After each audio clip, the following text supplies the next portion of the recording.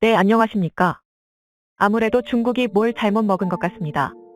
대한민국으로 치면 네이버. 다음 같은 거대 포털 사이트 소후닷컴을 통해 웬일로 KF-21 보라매에 관해 우호적인 기사를 내보낸 건데요.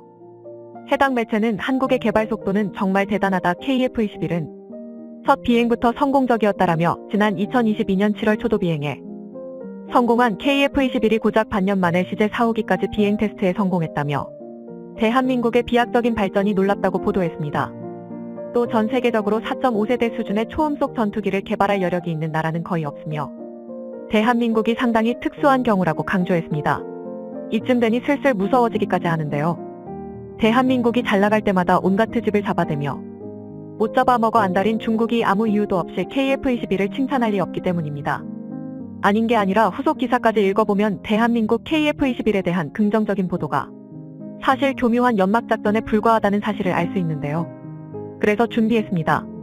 오늘은 중국이 왜 KF-21까지 끌어들이며 수작질을 벌이고 있는지 그 시커먼 속내에 대해 알려드리겠습니다. 하지만 현실적으로 KF-21이 실제 전투 요구 성능을 충족하기란 쉽지 않을 것이다. KF-21의 엔진은 GE, IRST와 EOTGP는 로키드 마틴, 비행 표시 사격 통제 시스템은 영국, AESA 레이더는 이스라엘에서 가져왔다. 이걸 통합하는 것부터가 문제다. KF-21 보라매의 개발 속도를 칭찬하면서 어그로를 끌던 중국 매체가 결국 본론에서 쏟아낸 망발입니다. 하나하나가 다 주옥 같은 헛소리라서 이제는 웃음이 나올 지경인데요. 먼저 AESA 레이더부터 실제로 개발 초기 단계에서 국내 언론을 통해 이스라엘과 협력 개발이라는 보도가 나간 적이 있습니다.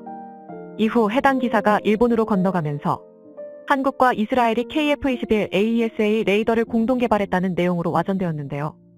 이어 중국 등 혐한 기조가 심한 나라에서 일본 기사를 받아쓰기 하면서 이스라엘이 KF-21 AESA 레이더를 전부 만들었고 한국은 숟가락만 올렸다는 식의 먹지 주장이 정설로 굳어졌습니다. 일본과 중국의 이처럼 어이없는 인식이 생긴 배경에는 한국이 AESA 레이더를 개발할 수 있을 정도로 고든 기술을 보유했을 리 없다는 저열한 인식이 깔려 있는데요. 그런데 진실은 이스라엘과 협력 개발이라는 것부터가 오보라는 것입니다. KF-21 AESA 레이더 개발을 주도한 방위사업청은 논란이 심각한 수준까지 불거지자 이스라엘 기술은 단 1%도 들어가지 않았다고 억울한 심정을 토로했는데요. 이스라엘이 KF-21 AESA 레이더에 관여한 건 딱 하나, 성능 테스트뿐이었습니다. 순수 독자 기술로 난생 처음 전투기용 AESA 레이더를 개발하는 것이다 보니 국내에는 아직 성능을 테스트할 수 있는 장비가 없었고 그래서 세계적으로 가장 높은 수준의 AESA 레이더 기술력을 갖추고 있는 이스라엘의 테스트를 의뢰했을 뿐입니다. 심지어 테스트 후 대한민국 AESA 레이더의 성능에 놀란 이스라엘이 오히려 역으로 공동 개발을 제안했는데요. 하지만 대한민국은 이스라엘과 공동 개발 시 KF-21 수출에 악영향을 미칠 것이라 판단에 거절한 상태입니다. 다시 말해 되려 이스라엘이 지금 KF-21의 밥숟가락이라도 얹고 싶은 심정인데요. 그런데 이를 간과하고 KF-21 AESA 레이더가 이스라엘제라고 주장하니 또 IRST와 EOTGP, 비행 표시 사격 통제 시스템도 마찬가지인데요.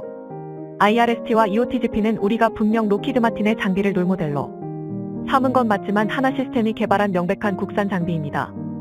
적외선 에너지를 이용해 위협 표적을 탐지 및 추적하고 관련 추적 정보를 제공하는 역할의 IRST는 이미 함정 방어를 위해 체계 개발을 완료한 상태였고 이 기술을 바탕으로 핵심 기술까지 확보할 수 있었던 건데요. 반면 EOTGP는 전투기의 무장을 타격 직전까지 정밀 유도하는 장비로서 이 역시 하나 시스템과 국방과학연구소가 피나는 노력 끝에 개발한 국산 장비입니다. 오죽하면 EOTGP만을 위해 국내에 통합 시험장까지 건설했을 정도인데요. 또 중국에서 영국이 제공했다고 주장하는 비행 표시 사격 통제 시스템이란 결국 비행에 필요한 각종 영상과 정보를 다기능 디스플레이, HUD 등의 송출하고 무장 연산이나 사격 통제, 시스템 제어 연동 기능 등을 지원하는 역할의 임무 컴퓨터를 말하는 건데요. 당연히 대한민국은 이 또한 국산화에 성공했고 심지어 KAI는 앞서 열거한 임무 컴퓨터의 모든 역할을 통합하는 소프트웨어를 포함해 총 60여 개의 품목을 모두 직접 개발해냈습니다. 도대체 중국이 무슨 근거로 KF-21을 깎아내리는지는 알 수 없지만 하나같이 말 같지도 않은 헛소리라는 건 분명해 보이는데요. 그나마 그럴듯하게 틀리는 게 하나 있다면 KF-21 엔진이 GE의 F414라는 것입니다. 확실히 KF-21의 아픈 손가락이긴 한데요. 그러나 항공기 엔진이라는 건 높은 기술력 수준과 막대한 자본은 물론이고 오랜 시간 축적한 생산 노하우가 필요합니다. 그렇지 않으면 완벽한 설계도와 소재를 제공해줘도 블레이드 하나조차 만들 수 없는 게 항공기 엔진입니다. 일례로 프랑스의 라팔은 15년의 개발 기간에만 총 66조 원을 투입했지만 그 중에서 M88 엔진 자체 개발에만 무려 50조 원을 넘게 소모했습니다. 대한민국이 KF-21의 외산 엔진을 선택한 건 시간과 예산을 고려한 가장 합리적인 선택을 내렸을 뿐입니다. 그리고 대한민국은 이로 인해 번 시간으로 2020년부터 5,500파운드급 제트 엔진을 개발 중이고 2030년대까지 KF-21에 사용할 수 있는 15,000파운드급 엔진을 개발할 예정입니다. 시기상 KF-21 부업기 양산을 시작할 때쯤이면 국산 전투기 엔진도 윤곽을 드러낸다는 건데요. 지금 당장은 아니어도 KF-21 실전 배치가 완료될 쯤이면 엔진 국산화까지 가능할 것이라는 게 국내 관계자들의 공통된 의견입니다. 대한민국은 지금까지 잘해온 것처럼 말도 안 되는 비난에 휘둘리지 않고 단계적인 성장을 거듭하면 그만인데요. 사실 중국도 자신들의 주장이 먹잇됐으기에 지나지 않는다는 걸 모르지 않을 것입니다. 중국이 의도적으로 KF-21을 깎아내리는 건 그저 폐쇄성 짙은 자신들의 언론을 이용해 한국은 중국보다 미치다라는 여론을 조장하기 위해서인데요. 바로 FC-31 때문입니다. 중국이 자국의 전투기 기술력의 정점이라고 홍보하는 5세대 스텔스기 FC-31은 미국의 F-35를 견제하기 위해 개발되었는데요. 실제로 중국은 이란, 파키스탄이나 일부 동남아시아 국가들처럼 미국과의 관계 때문에 F-35를 수입할 수 없는 나라들의 영가로 FC-31을 제안했습니다. 미국이 자신들의 최우선 동맹국에만 한정판처럼 F-35를 판매하는 것을 그대로 모방한 건데요. 하지만 꿈만 원대했을 뿐 중국의 현실은 시궁창이었습니다. 심지어 그것도 운용 과정에서 문제가 드러난 게 아니라 초장부터 처참한 성능이 까발려졌는데요. 무슨 자신감인지 지난 2014년 중국은 자국 최대의 항공 박람회인 주하이 에어쇼에서 FC-31을 대중에게 최초로 공개했습니다. 초도 비행 고작 2년 만에 포스트 스톨 기동을 선보이면서 신들의 항공 기술력을 자랑할 속셈이었는데요. 그러나 중국의 부푼 꿈은 에어쇼 시작과 함께 산산조각이 났습니다.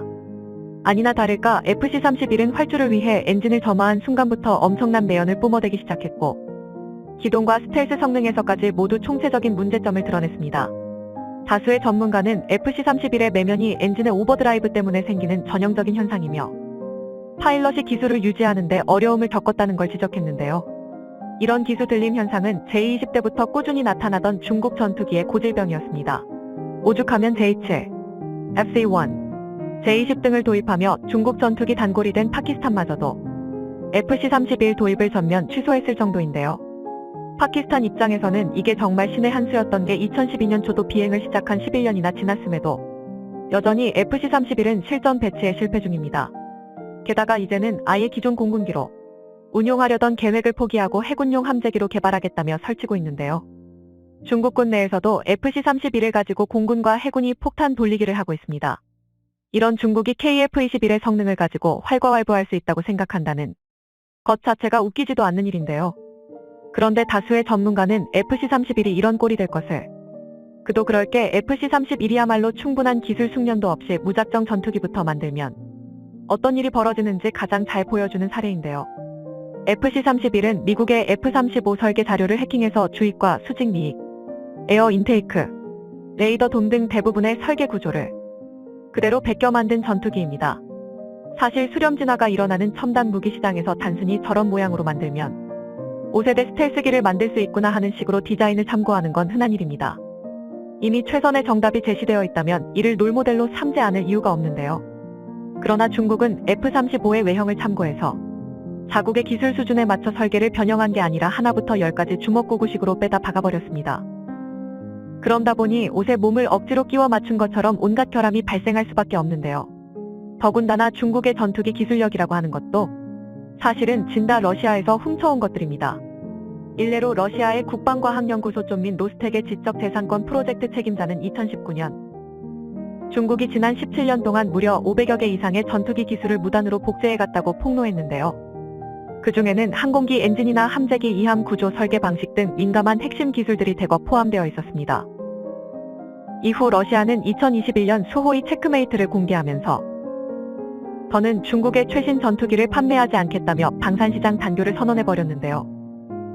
2014에서 2018년 동안 러시아가 중국 방산 시장의 70%를 점유하고 있었다는 걸 생각하면 러시아가 중국의 무단 복제에 얼마나 진절머리를 느꼈는지 얼추 짐작할 수 있습니다. 이 막대한 시장을 포기할 만큼 중국에 대한 신뢰가 무너졌던 건데요. 이런 상황에서 혜성처럼 등장한 KF-21과 대한민국이 동남아시아 시장에서 러시아를 제치고 점유율 1위를 차지하는 등 족발적인 성장세를 보이자 다급해진 중국이 여론전에 돌입한 것입니다. 게다가 아직도 개발 단계를 벗어나지 못한 FC-31과 정반대로 KF-21이 조기 양산을 선언하고 심지어는 함재기와 전자전기까지 개발 영역을 넓히고 있으니 중국 입장에서는 심각한 위협으로 받아들일 수밖에 없는데요. 이대로 가다간 아시아 방산 시장에서 찬밥 신세가 되는 건 둘째 치고서라도 공중 패권 전쟁에서 대한민국에 초월당할까 두려운 것입니다. 하지만 중국의 짝퉁이 당장은 싸고 빠르니 좋아 보일지라도 끝에 가서는 대한민국의 진품을 결코 이길 수 없을 것입니다. 시청해주셔서 감사합니다. 영상이 도움이 되셨다면 구독과 좋아요 부탁드리며 다음에 더 유익한 영상으로 찾아뵙도록 하겠습니다.